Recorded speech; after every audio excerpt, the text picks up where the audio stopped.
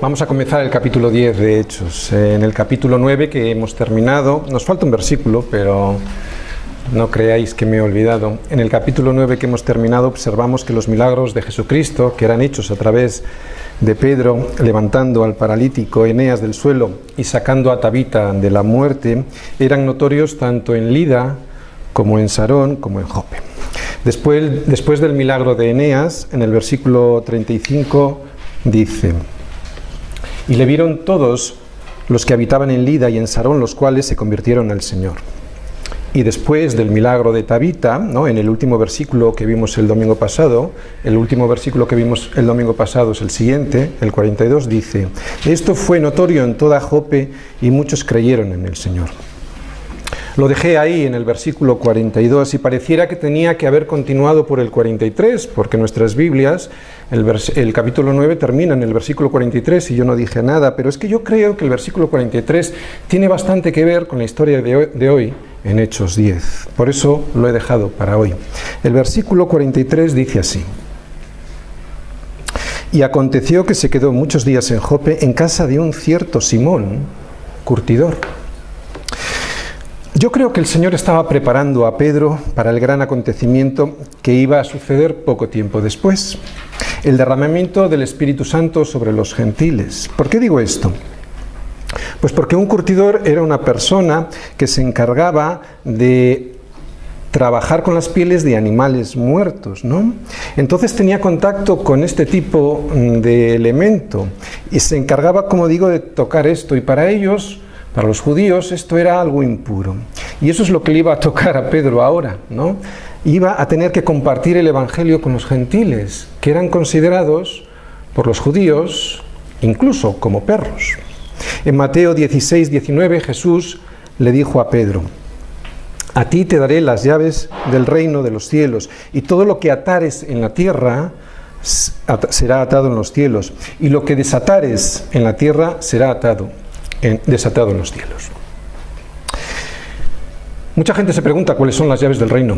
Pues las llaves del reino las va a utilizar Pedro en Hechos 2, primero con los judíos, en Hechos 8, luego con los samaritanos, y en Hechos 10 ahora con los gentiles.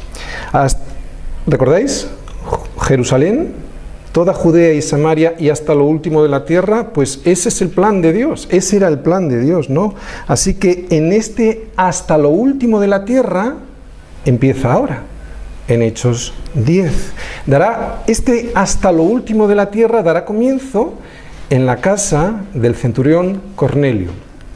Resumimos, Pedro estuvo presente en Pentecostés, Hechos 2, cuando el derramamiento del Espíritu Santo sobre los judíos, cuando estaban todos juntos y unánimes sobre los judíos. También estaba presente Pedro cuando fue llamado hasta Samaria. ¿Os acordáis? Después de la gran persecución, después del asesinato de Esteban, los judíos cristianos se esparcieron y, llegando hasta Samaria, recibían muchos de los samaritanos la palabra de Dios. Y entonces, al enterarse esto los apóstoles, ¿qué pasó en Hechos 8 que lo vimos? Enviaron hasta allí, desde Jerusalén, a Pedro y a Juan. Y Pedro y Juan, orando por ellos, por estos nuevos creyentes, les impusieron las manos y recibieron el Espíritu Santo. Vimos Pedro presente en el derramamiento del Espíritu Santo con los judíos, ahora lo estábamos viendo en Hechos 8 con los samaritanos, y ahora también será Pedro el que estará presente cuando por primera vez los gentiles reciban el Espíritu Santo. Las llaves, estas que vimos en Mateo 16, 19, son la predicación del Evangelio. ¿Qué hace una llave? Abre una puerta. La predicación del Evangelio abre la puerta al reino de Dios. Y a este reino pueden pasar todos aquellos que quieran pasar. Una vez abierta la puerta, que es por la predicación del Evangelio. Solo aceptando el Evangelio, que es Jesucristo, puede ser alguien el que entre en el reino de Dios y además entrar desde ya. Hoy en Hechos 10 vamos a volver a ver que la llave, la predicación del Evangelio, es la que abre la puerta, en este caso para los gentiles. Y de alguna manera yo hoy también voy a volver a utilizar la llave que abre el reino de los cielos o los cierra. Esta llave se nos ha dado de alguna manera a todos los cristianos, ¿no? Porque la predicación del Evangelio es la que proporciona la llave, es la fe que abre el reino de los cielos. Así que la fe es por el oír y el oír por la llave de la palabra de Dios, ¿entendemos? No dice la llave de la palabra de Dios, dice por la palabra de Dios. Romanos 10, 17. Cuando alguien después de escuchar el Evangelio, que es la llave, que abre el reino, entra, se salva desde ya. Y el que después de escucharlo no entra, él mismo ha decidido no entrar desde ya a ese reino. Y eso lo vemos en las vidas de todos aquellos, ¿no?, que, llamándose cristianos o no, porque aquí lo del nombre es lo de menos, no han obedecido a la fe y por lo tanto no han entrado a vivir de verdad en este reino que se nos ha prometido, el reino de los cielos. Estamos hablando de vivir el reino de los cielos evidentemente como una primicia, no es en plenitud, porque eso hasta que estemos con el Señor no será así, ¿no? Pero sin embargo es algo que ya se empieza a evidenciar aquí, ¿no?, desde aquí.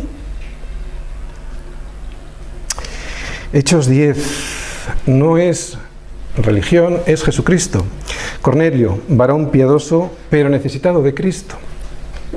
Bien, para apreciar mejor la historia que hoy nos va a contar Lucas en Hechos 10, vamos a leer todos los versículos de Hechos 10, pero en 4 tandas, ¿de acuerdo? La primera yo la he titulado El Espíritu prepara a Cornelio para buscar. La segunda yo la he titulado El Espíritu prepara a Pedro para encontrar. La tercera, uno de los resultados de la obediencia a Dios es la comunión. Y la cuarta parte, que vamos a ver, otro resultado de la obediencia a Dios es la salvación. Así que vamos a empezar por la primera parte. El Espíritu prepara a Cornelio para buscar. Versículo 1 del capítulo 10. Había en Cesarea un hombre llamado Cornelio, centurión de la compañía llamada La Italiana, piadoso y temeroso de Dios con toda su casa, y que hacía muchas limosnas al pueblo, y oraba a Dios siempre. Este vio claramente en una visión, como a la hora 9 del día, que un ángel de Dios entraba donde él estaba y le decía: Cornelio. Él, mirándole fijamente y atemorizado, dijo: ¿Qué es, Señor? Y le dijo: tus oraciones y tus limosnas han subido para memoria delante de Dios. Envía pues ahora hombres a Jope y haz venir a Simón, el que tiene por sobrenombre Pedro. Este posa en casa de un cierto Simón curtidor, que tiene su casa junto al mar. Él te dirá lo que es necesario que hagas. Ido el ángel que hablaba con Cornelio, este llamó a 2 de sus criados y a un devoto soldado de los que le asistían, a los cuales envió a Jope después de haberles contado todo. Bien, como os he dicho, el título que le he puesto a esta primera parte es El Espíritu prepara a Cornelio para buscar. ¿Por qué creo que necesita Cornelio encontrar algo más de Dios si este centurión era piadoso y temeroso de Dios? La respuesta es que no era salvo. ¿Por qué digo que no era salvo? Mira, porque Dios, que ha oído sus oraciones, le está diciendo a través de un ángel que le va a responder esas peticiones. Y más adelante vamos a ver que le responde. Y más adelante vamos a ver que le responde ¿cómo? Enviándole a Pedro. ¿Y qué le dice Pedro? Le predica de Jesucristo y que es necesario salvarse a través de Jesucristo. ¿Entendéis? La religión no salva. La religión envía más almas al infierno que ninguna otra cosa en este mundo. ¿Por qué? Porque la religión es un engaño. Nos engaña pensando que haciendo cosas buenas estamos, y resulta que ni somos ni estamos. Pero cuando estas cosas son fruto realmente, o sea, las buenas obras, de una naturaleza regenerada, es entonces cuando sí que hemos entendido realmente el Evangelio, porque ya no es algo que hacemos en nuestras fuerzas, es como producto de algo que ha salido de una nueva criatura después de haber encontrado a Cristo. Fíjate cómo era Cornelio. Cornelio era gentil. Y esto lo odiaban los judíos, ¿verdad? Era romano. Eso significaba, pues, ocupación militar. Y encima era centurión, o sea, la ocupación militar hecha carne. Y sin embargo, Cornelio, eso es para que veáis, era un tío excelente. Cornelio había conseguido algo increíble, ¿no? Se había ganado el amor de hasta los judíos. Y eso lo que significaba es que aun la gente que lo debería de odiar, lo ama. Fíjate, vamos a adelantarnos, vete al versículo 22, fíjate lo que dice, lo que dijeron los criados y el soldado a Pedro. Ya luego cuando se encuentran este soldado y los criados que le envían, fíjate lo que le dicen de Cornelio a Pedro, dicen de él, varón justo y temeroso de Dios y que tiene buen testimonio de toda la nación de los judíos. Sin embargo, resulta que para Dios esto no significa nada. Yo sé que esto a la mente y al corazón humanos le resulta ofensivo, pero hay que volverlo a repetir. Todo lo que hacía Cornelio para Dios no significaba nada. Cornelio necesitaba hacer algo más que se le diría cuando Pedro llegara a su casa.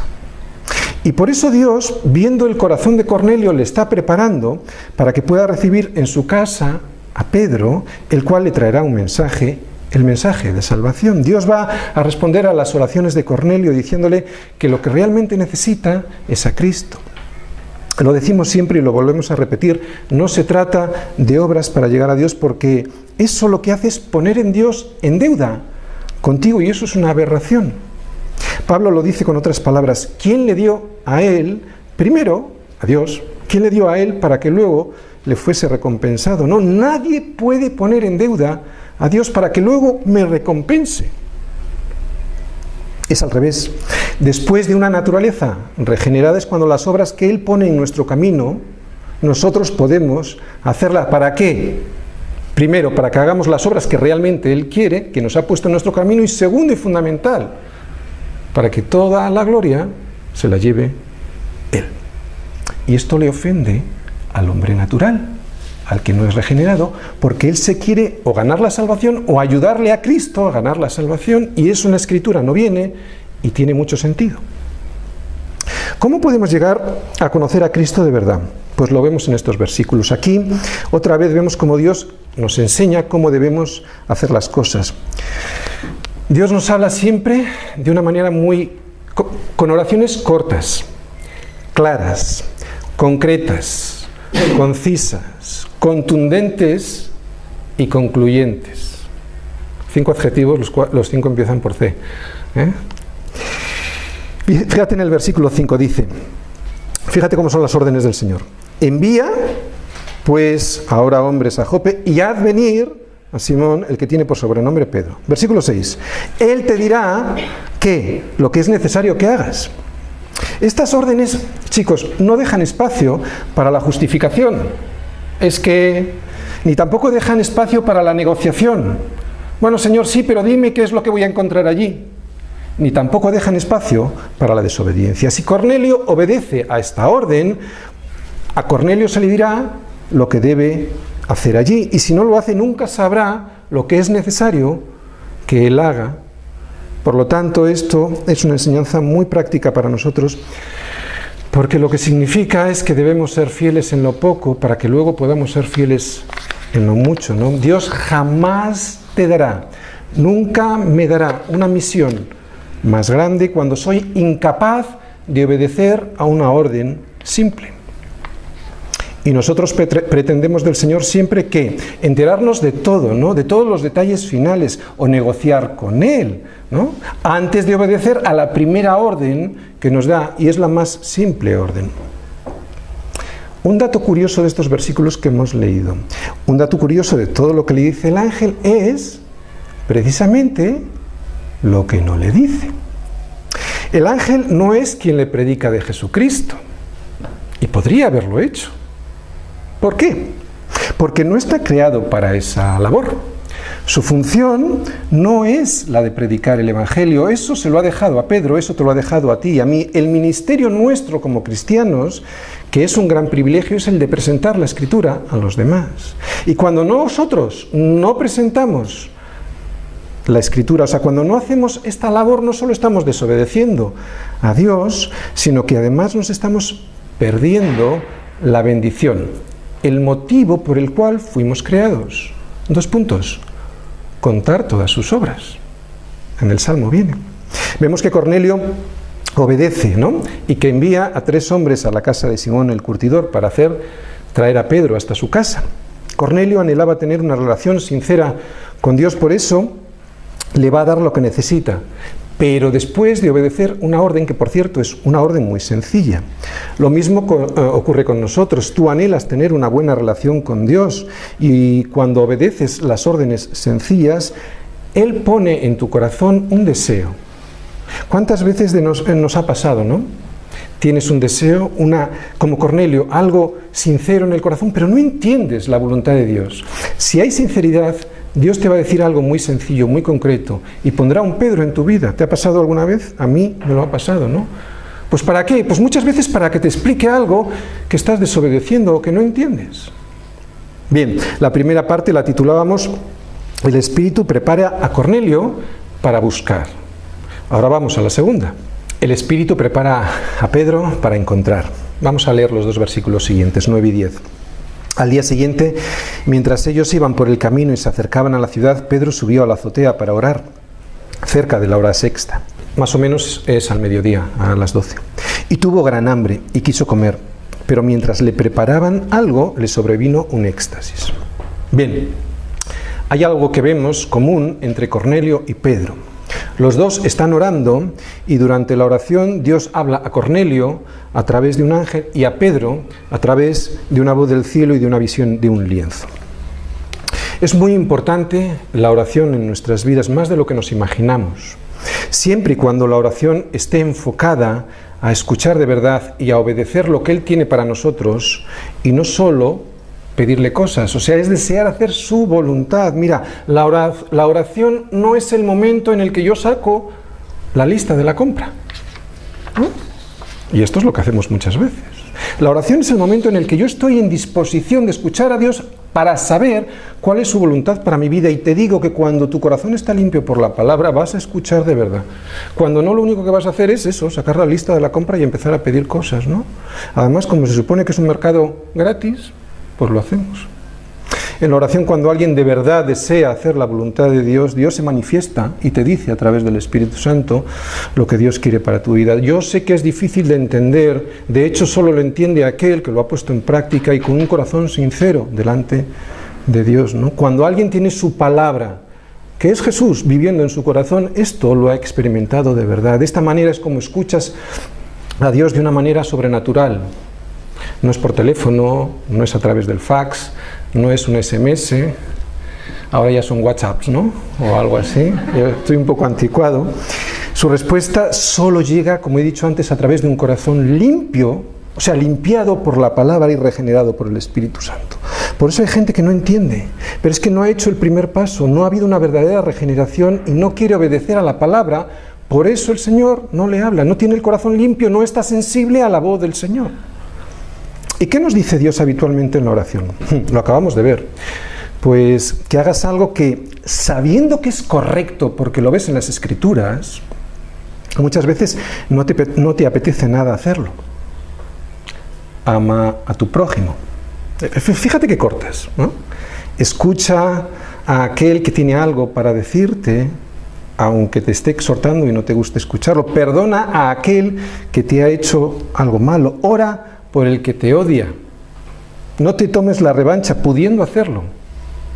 Soporta con amor a todo aquel hermano que, pudiéndole tú herir con una sola palabra, pues no lo hagas, ¿no? Porque necesita ver en ti ese amor que le puede sacar y salvar de aquel sitio donde se está hundiendo. Son cosas que en la carne no se pueden hacer, y si se pueden hacer no se pueden mantener en el tiempo, porque esto solo lo puede conseguir un espíritu regenerado por el Espíritu Santo.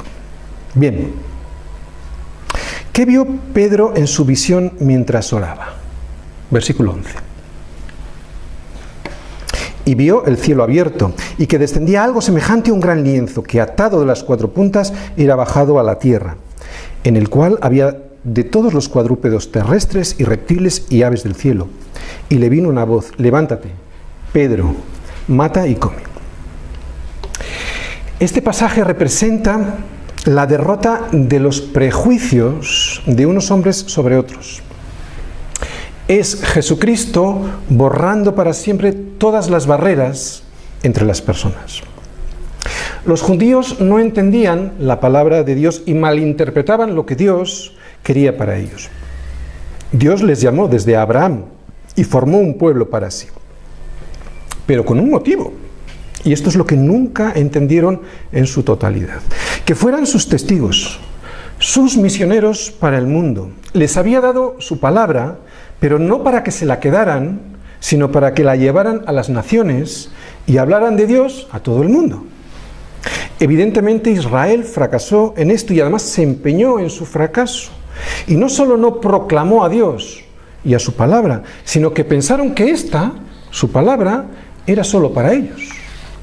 Cada vez se volvieron más separatistas, con más prejuicios, cada vez construyeron barreras más grandes entre ellos y el resto del mundo. Y esto es una advertencia para nosotros, Israel. Lo hicieron hasta el extremo que llegaban a llamar perros al resto de las personas que no eran judías. No tenían contacto con gentiles, a no ser que fuera estrictamente necesario. Si llegaban a tener contacto con los gentiles, tenían un ritual tan exagerado para limpiarse que era, insufrible. No ofrecían ayuda ni siquiera a los samaritanos, que era una raza mezclada entre judíos y gentiles. Y si una mujer gentil estaba dando a luz, no la ayudaban, pues para que no viniera otro gentil más al mundo. Así que con esta visión, ahora estamos otra vez en Hechos 10, de este lienzo bajando del cielo, Dios le estaba diciendo a Pedro: he roto todas las barreras y todos los prejuicios. A través de Jesucristo ahora todo el mundo puede conocer a Dios. El lienzo viene desde lo alto, no desde la tierra, sino desde el cielo. Así que lo que Dios le está diciendo a Pedro es que lo que Dios ha limpiado con la sangre de Jesucristo, no lo llames tú inmundo. En el reino de Dios, y la iglesia es el reino de Dios, todo tipo de personas vamos a estar juntas. Si a una persona ha llamado Dios y la ha limpiado con su sangre, con la sangre de Jesucristo, ni se te ocurra pensar a ti que es inmunda.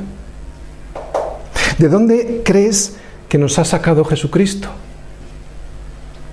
A mí, desde luego, de lo más profundo de mi miseria espiritual, si alguien no merece ser redimido, ese soy yo. Y sin embargo Jesucristo se entregó por mí. Jesucristo se manchó, se ensució con todo mi pecado para salvarme, ¿no? Es algo inimaginable. ¿Quién soy yo para no querer estar con mi hermano, venga de donde venga, sea de donde sea? Cuando hay alguien en la iglesia que hace acepción de personas, es que no ha dejado perdonarse por Jesucristo. No ha aceptado el perdón que viene de lo alto, y como no lo ha aceptado no lo tiene, y como no lo tiene no lo puede dar. Lucas 7, versículos del 36 al 47. Leemos. Es Jesús en la casa de Simón, el fariseo. Uno de los fariseos rogó a Jesús que comiese con él, y habiendo entrado en casa del fariseo, se sentó a la mesa. Entonces una mujer de la ciudad, que era pecadora, al saber que Jesús estaba a la mesa en casa del fariseo, trajo un frasco de alabastro con perfume. Y estando detrás de él, a sus pies llorando, comenzó a regar con lágrimas sus pies y los enjugaba con sus cabellos, y besaba sus pies y los ungía con el perfume.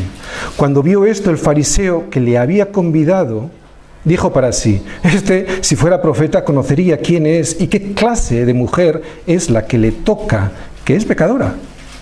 Entonces, respondiendo Jesús, que conocía su corazón, le dijo: Simón, una cosa tengo que decirte. Y él le dijo: di, maestro. Un acreedor tenía 2 deudores. El uno le debía 500 denarios y el otro 50. Y no teniendo ellos con qué pagar, perdonó a ambos. Di pues, ¿cuál de ellos le amará más? Respondiendo Simón dijo: pienso que aquel a quien perdonó más. Y él le dijo: rectamente has juzgado. Y vuelto a la mujer, dijo a Simón: ¿ves esta mujer? Entré en tu casa y no me diste agua para mis pies. En aquella época, cuando entrabas en la casa de alguien, tenía un lebrillo para que te limpiaras los pies, porque andaban con sandalias y los tenían, se manchaban los pies, ¿no?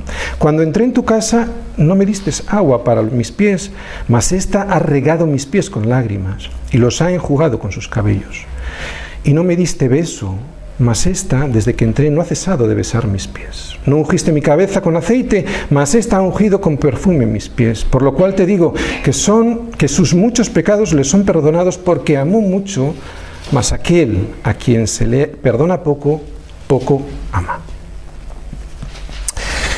Mira, cuando veas a alguien con capacidad para perdonar hasta 70 veces 7, no creas que es algo que proviene de ellos. La naturaleza humana no puede. Simplemente es que ha recibido el perdón de Dios. Simplemente se ha dado cuenta de cuánto debía y, por lo tanto, de cuánto se le ha perdonado. ¿Qué debo hacer ante esta situación entonces? Pues como el Salmo, ¿no? Examíname, oh Dios, y conoce mi corazón. Pruébame y conoce mis pensamientos y ve si hay en mí camino de perversidad. ¿Por qué dice este Salmo que se lo tiene que decir el Señor? Porque el corazón es lo más engañoso, ¿no? Como dice Jeremías. Entonces necesitamos que el Señor nos limpie el corazón y que Él nos lo diga, ¿no? ¿Por qué nos lo tiene que decir el Señor? Porque muchas veces me creo mejor que el que está sentado a mi lado. Pregúntale a tus hijos o pregúntale a tu esposa si tú eres el que crees que eres. No lo hagas. Mejor, como dice el Salmo, pregúntaselo al Señor, ¿no? El Señor no pretende destrozarte, ya estás destrozado. Lo que el Señor pretende es que reconozcas que ya estás destrozado y así, por lo tanto, puedas levantarte. Y esto es lo que no soporta el ser humano no regenerado. Porque esto es humillante, esto es degradante, esto es ofensivo, ¿no? Pero en realidad es todo lo contrario, es pura misericordia. Que me digan que soy un miserable, si lo soy, es pura misericordia, porque solo así podré levantarme. Pero esto solo lo entiende ¿quién? El hambriento. Proverbios 27:7. El hombre saciado desprecia el panal de miel, pero al hambriento todo lo amargo es dulce. El Señor dice a Pedro, fíjate, levántate, mata y come. Sin embargo, ¿qué es lo que le dice Pedro? Versículo 14. Entonces Pedro dijo, Señor, no, porque ninguna cosa común o inmunda he comido jamás. Volvió la voz a él la segunda vez. Lo que Dios limpió no lo llames tú común. Esto se hizo 3 veces y aquel lienzo volvió a ser recogido en el cielo.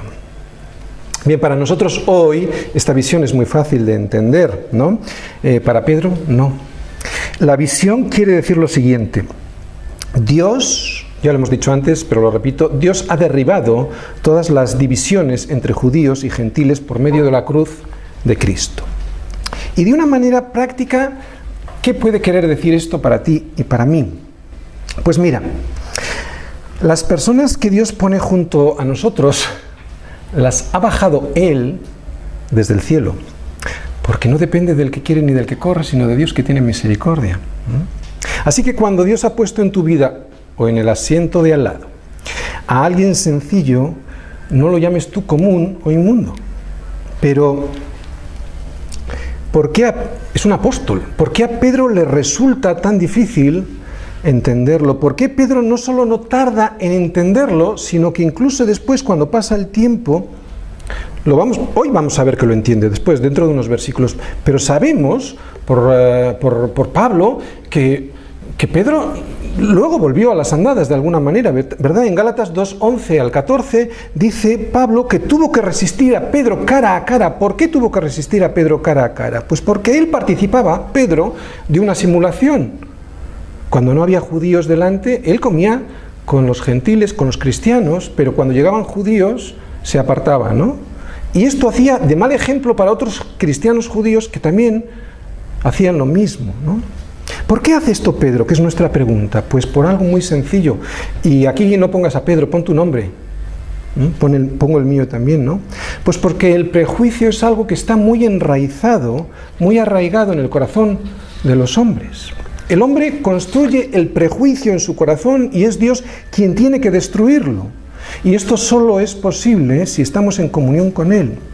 El prejuicio está tan profundamente arraigado en el corazón del hombre que solo Dios puede borrarlo y reconciliar primero a Dios o mejor dicho, primero el hombre con Dios, ¿no? Para luego que éste se pueda reconciliar con el resto de los seres humanos. Nuestra Iglesia es un ejemplo de esto, de destrucción de las barreras económicas, de clase social, de edad, de estudios culturales, barreras que los seres humanos somos nosotros los que las levantamos. En realidad, cualquier iglesia debiera ser un ejemplo de esto, de destrucción de estas barreras, ¿no? Solo estando en oración y a través de la palabra y por medio del Espíritu Santo es como podemos darnos cuenta de nuestros errores. Es cierto, pero necesitamos algo más, porque si solo nos damos cuenta de nuestros errores y nos quedamos ahí, no hacemos nada. Necesitamos algo más para darnos cuenta y así arrancarlos de nuestro engañoso corazón. Fíjate lo que le pasa a Pedro. Pedro estaba en oración. A Pedro se le habló claro. Pero Pedro, hemos visto en el versículo 14 que le dijo a Dios, Señor, no. Esto es una contradictio in terminis, ¿no? El que llama a Dios Señor no puede al mismo tiempo rehusar obedecerle. Si dejamos la palabra no, no podemos dejar la palabra Señor. Son dos palabras que no pueden ir juntas porque hay una contradicción. No podemos decir Señor, no. Y lo que decimos era Pedro, ¿no? Es un apóstol y lo hizo hasta 3 veces. Otra vez Pedro y otra vez rehúsa seguir al Señor en 3 ocasiones. Pedro aquí resulta que es más religioso que Dios mismo. Fíjate, Señor no, porque ninguna cosa común o inmunda he comido jamás. Bien, yo lejos de vanagloriarme y de reírme de Pedro, me gusta ver a Pedro. ¿Por qué? Es todo un apóstol. Y ver a todo un apóstol renegar de la voluntad de Dios y además hacerlo reiteradamente me gusta, porque me enseña algo sobre mí y algo sobre Dios.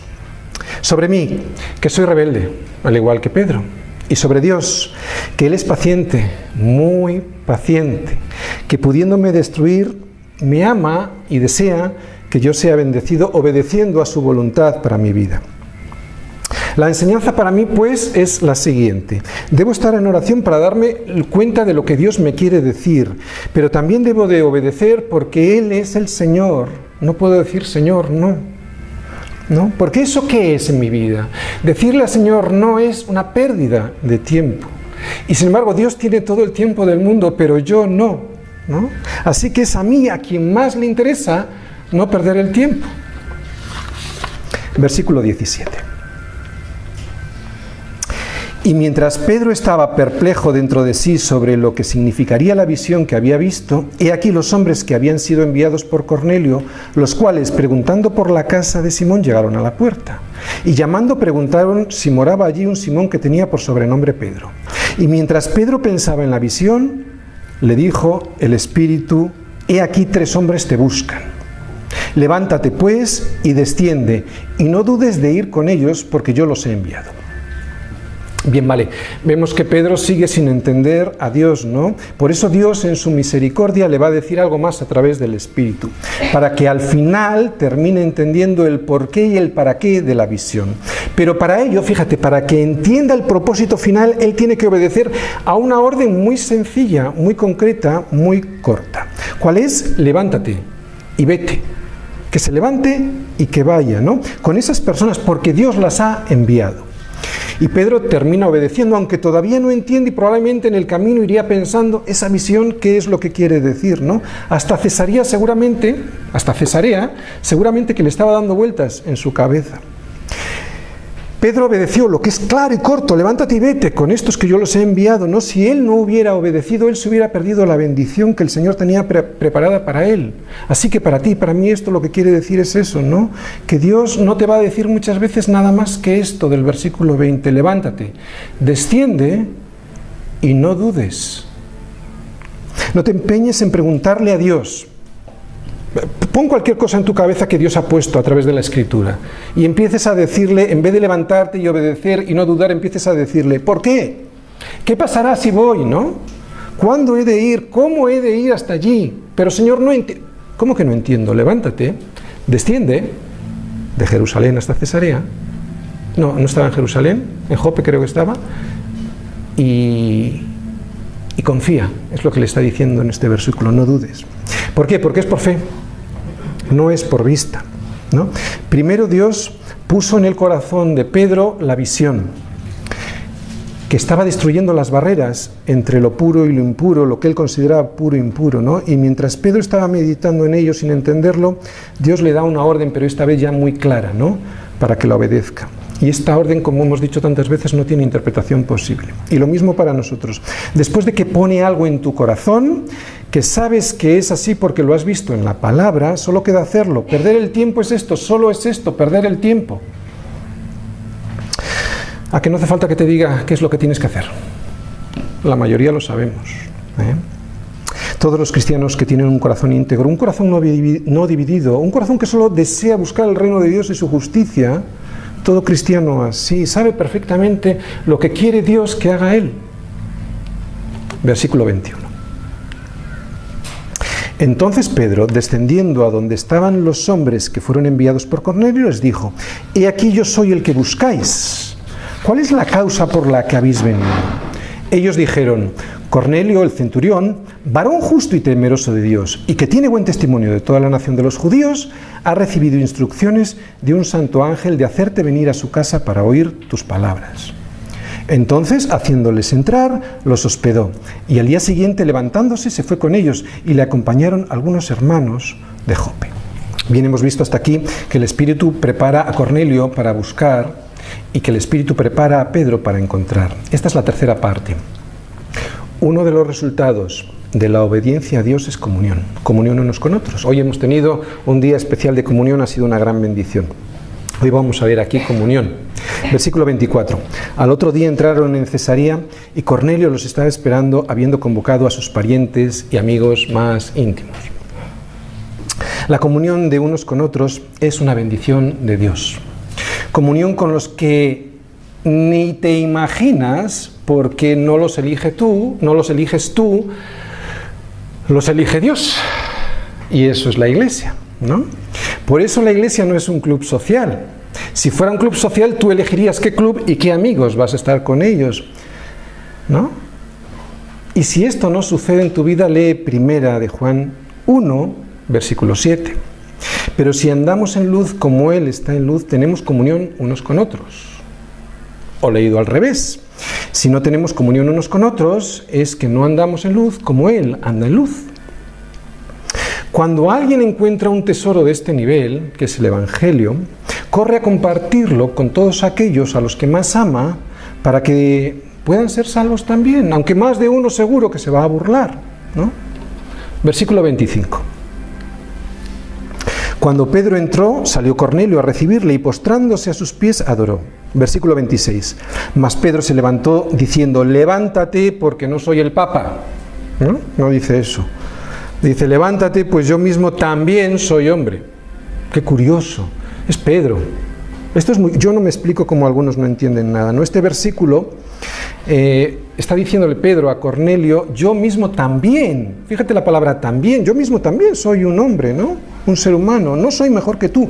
Un verdadero líder no se cree mejor que los demás, todo lo contrario, reconoce que él también es necesitado de la gracia de Dios en su vida. Cuando alguien como el Papa de Roma se hace llamar Vicarius Filii Dei, que en latín quiere decir el vicario de Cristo en la tierra, o sea, el sustituto, casi nada, de Cristo en la tierra, supongo que no se referirá al apóstol Pedro que estamos viendo en este versículo y que vemos por toda la Biblia, ¿no? Porque éste abominaba de la idolatría a los hombres. Solo se adora a Dios, por eso las mujeres que vieron a Jesús después de la resurrección abrazaron sus pies y le adoraron, y Jesús lo permitió, porque Jesús es Dios. Sin embargo, cuando Satanás demandó la adoración de Jesús, ¿qué le dijo Jesús a Satanás? Vete, Satanás, porque escrito está: al Señor tu Dios adorarás y a Él solo servirás. Versículo 27. Y hablando con él, entró y halló a muchos que se habían reunido. Y les dijo: vosotros sabéis cuán abominable es para un varón judío juntarse o acercarse a un extranjero, pero a mí me ha mostrado Dios que a ningún hombre llame yo común o inmundo. Por lo cual, al ser llamado, vine sin replicar. Así que pregunto: ¿por qué causa me habéis hecho venir? Entonces Cornelio dijo: hace 4 días que estaba a esta hora yo en ayunas, y a la hora 9, mientras oraba en mi casa, vi que se puso delante de mí un varón con vestido resplandeciente. Y dijo: Cornelio, tu oración ha sido oída, y tus limosnas han sido recordadas delante de Dios. Envía pues a Jope y haz venir a Simón, el que tiene por sobrenombre Pedro, el cual mora en casa de Simón, un curtidor, junto al mar, y cuando llegue él te hablará. Así que luego envié por ti, y tú has hecho bien en venir. Aquí lo que está diciendo de alguna manera es: gracias por venir. Ahora pues todos nosotros estamos aquí en presencia de Dios para oír todo lo que te ha mandado. Bien, Cornelio y los suyos estaban esperando a Pedro. ¿Qué es esto? Pues que tenían hambre y sed de justicia. Por eso, como dice la bienaventuranza, serán saciados. Y aquel que, oyendo la palabra de Dios, no la escucha con atención, es aquel que no tiene hambre y sed de justicia y por lo tanto no será saciado. Escuchar con atención es lo que estamos viendo en el discipulado. Si os dais cuenta, de hecho, el primer punto de nuestro discipulado de aprendiendo a ser un discípulo, ¿cuál es? Escuchar con atención. Y esto es lo que le estaba pasando ahora a Cornelio. Se disponía a escuchar con atención la palabra de Dios. Y ahora vamos a ver la 4ª parte, que la hemos titulado el otro resultado de la obediencia a Dios, la salvación. Ahora viene la predicación del Evangelio. En los versículos que vamos a leer ahora veremos cuál es la verdadera necesidad que tenía Cornelio y cómo Dios proveyó para él. No son las buenas obras de Cornelio lo que salvaron su casa y su vida. Es la fe en Jesucristo lo que salva. Solo Jesucristo salva. Y si no, ¿qué necesidad tenía Dios de enviar a Pedro hasta casa de Cornelio? No sería necesario. Más aún, no sería necesario que Dios hubiera enviado a su Hijo, a su unigénito, a morir por todos nosotros. Si con hacer obras sería suficiente, con haber enviado a otro profeta para recordárnoslo, sería más que suficiente, ¿no? ¿Por qué envió a morir a su Hijo? Algo tendrá que ver, que no es suficiente, no vale de nada las obras. Es necesaria la fe en Jesucristo. Por eso envió a Pedro a casa de Cornelio, por eso envió a morir a su Hijo, porque las obras en sí no salvan, son producto de la salvación, ¿no? Antes de que llegara Cristo, o sea, antes de que viniera el Señor a la tierra, todas las personas se salvaban por la fe en el Mesías. Después de venido Cristo, las personas se salvan por la fe en Jesucristo. Antes y ahora es por la fe en Cristo. Antes mirando al que habría de venir, después mirando al que ha venido. Siempre fue por fe, nunca fue por obras. Las obras son un resultado de la fe. El versículo 34 que vemos ahí dice: entonces Pedro, abriendo la boca, dijo: en verdad comprendo que Dios no hace acepción de personas, sino que en toda nación se agrada del que le teme y hace justicia. Hasta ahora Pedro y el resto de los apóstoles no tenían claro que el Evangelio era para todos. ¿Recordáis? Estábamos en el periodo de transición. Ahora es cuando estamos empezando a llevar el Evangelio, Pedro, en este caso, a los gentiles. No tenían claro que el Evangelio era para todos. Es ahora cuando empiezan, y solo digo empiezan a comprenderlo. Versículo 36. Dios, dice Pedro, envió mensajes a los hijos de Israel anunciando el Evangelio de la paz por medio de Jesucristo. Este es Señor de todos. Vosotros sabéis lo que se divulgó por toda Judea, comenzando desde Galilea, después del bautismo que predicó Juan, cómo Dios ungió con el Espíritu Santo y con poder a Jesús de Nazaret, y cómo éste anduvo haciendo bienes y sanando a todos. Y nosotros somos testigos de todas las cosas que Jesús hizo en la tierra de Judea y en Jerusalén, a quien mataron colgándole de un madero.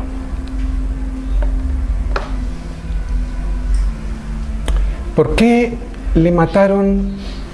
Pero ¿por qué fue colgándole de un madero? Los judíos no mataban a la gente colgándola de un madero. Ellos mataban, ya sabéis, apedreando. La Biblia dice que maldito sea aquel, o será aquel que es colgado de un madero. ¿Por qué el Hijo de Dios tuvo que morir así como un maldito?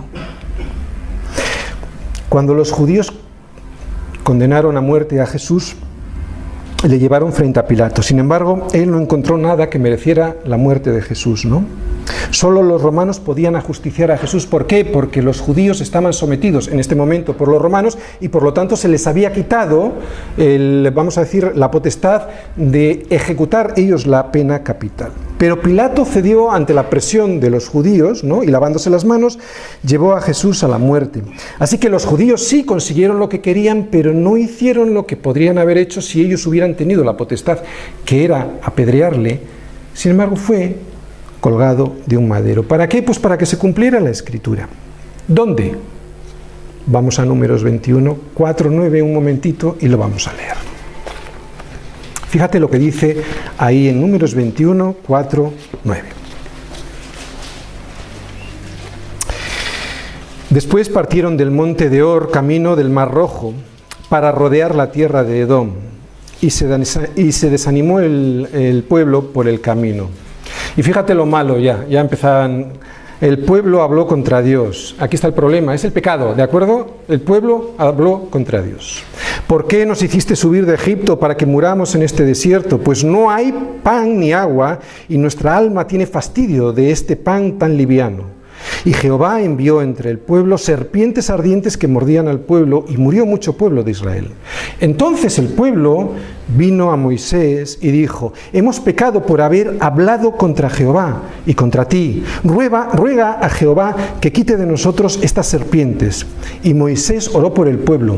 Y Jehová dijo a Moisés: hazte una serpiente ardiente y ponla sobre una asta, y cualquiera que fuere mordido y mirare a ella vivirá.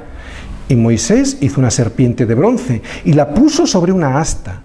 Y cuando alguna serpiente mordía a alguno, miraba a la serpiente de bronce y vivía. El Señor le acaba de decir a Moisés algo increíble. Dos cosas. Primero, que haga una imagen, y eso es algo que estaba prohibido en los 10 mandamientos de Éxodo 20. Y segundo, además, que haga una imagen de no cualquiera cosa, sino de una serpiente, que según Génesis 3 es un animal el más abominable de la tierra, ¿no? Dijo Dios en Génesis 3 a la serpiente: maldita serás entre todas las bestias. Uno se puede preguntar por qué, ¿no? ¿Por qué Dios tuvo que hacerle o decirle a Moisés que hiciera semejante cosa? Pues la respuesta de Dios ante la aparente orden a Moisés sin sentido viene 1500 años después.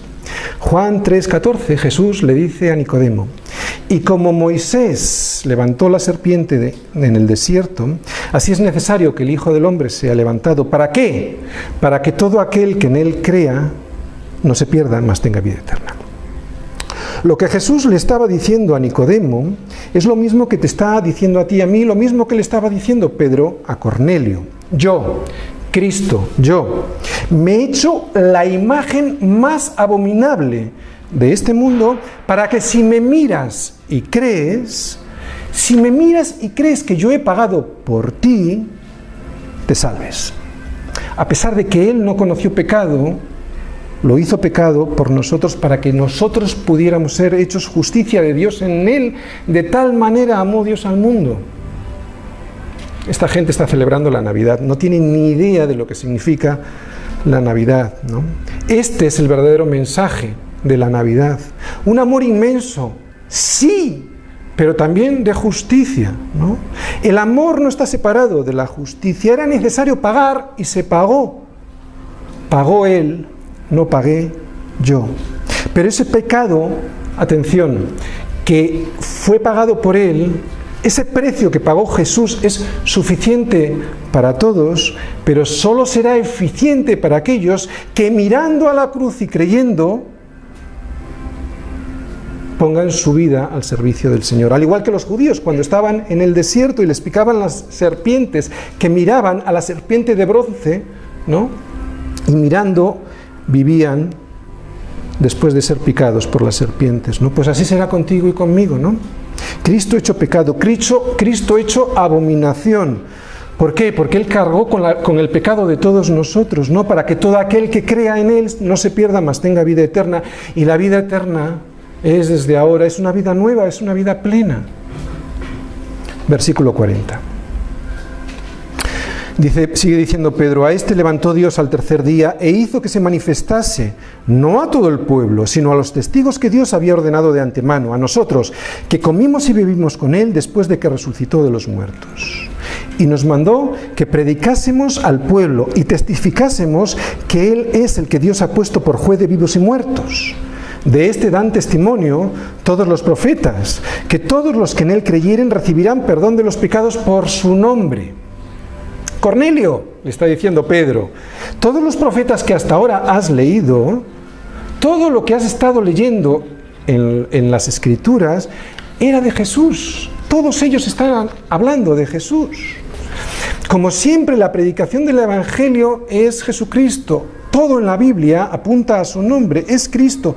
Nunca, y esto viene para nosotros, nunca se trata ni de ti ni de mí. Siempre es de Él. No se trata de tus dolores. No se trata de tus problemas económicos, no se trata de tus novios, ni de tus novias.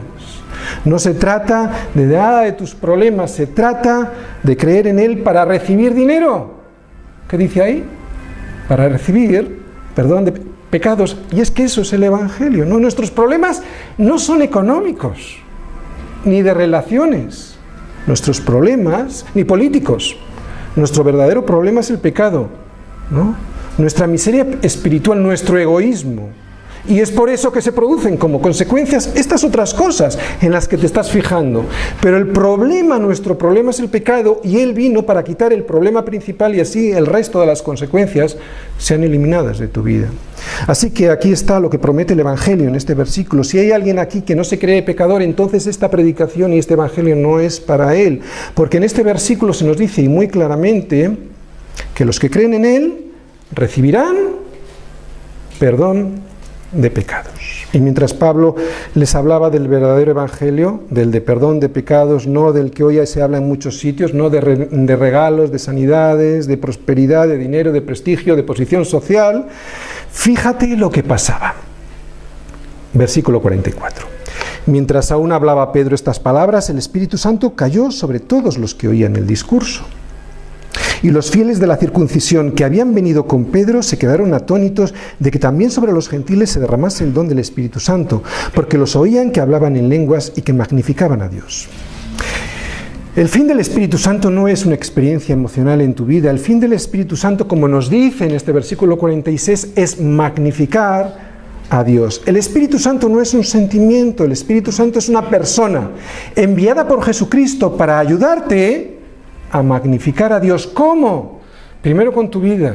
Cuando un muerto es levantado del suelo, cuando un paralítico es levantado del suelo, en cuanto se levanta y lo ven todos en Jope, en Sarón o en Lida, aclaman a Dios, glorifican su nombre. Versículo 47.